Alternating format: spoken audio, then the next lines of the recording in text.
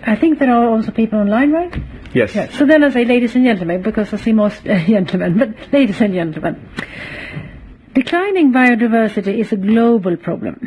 Ecosystems are degrading everywhere. It worsens the impact of climate change. It magnifies the effect of droughts and floods. This in turn destroys people's livelihood, especially the most vulnerable in society.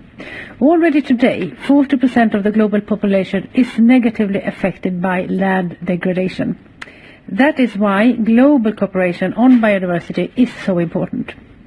With the Global Biodiversity Framework, we have a landmark agreement to guide global action, with a clear timeline, with clear targets, to stop the loss of biodiversity, to stop the extinction of species, to better protect land, sea and rivers.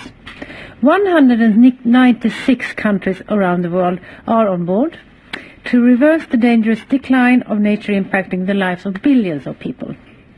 The global community is already making progress and delivering concrete results. 124 countries have by now aligned their national targets to the Global Biodiversity Framework, and the numbers are increasing.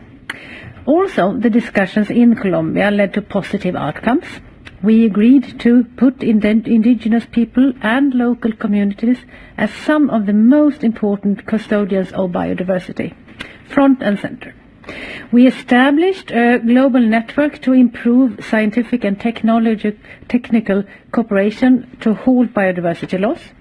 And the new Cali Fund will share financial benefit with local and indigenous communities when using genetic materials sources from natural ecosystem.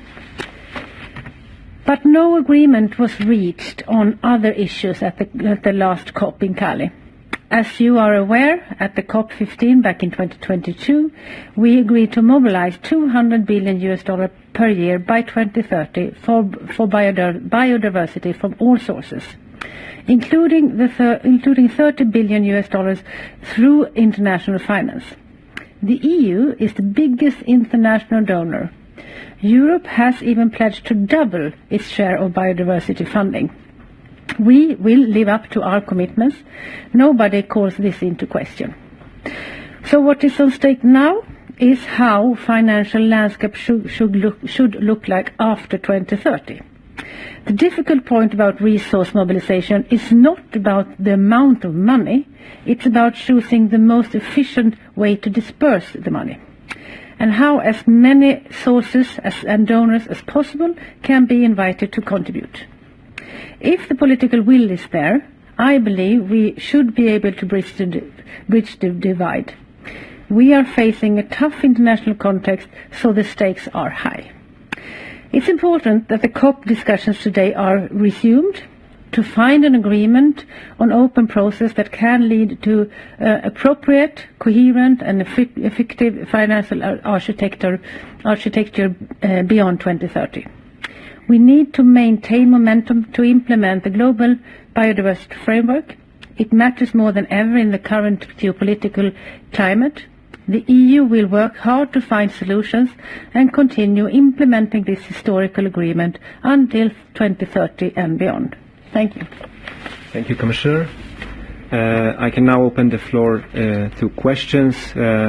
Please, before asking the question, present yourself and the media you're coming from.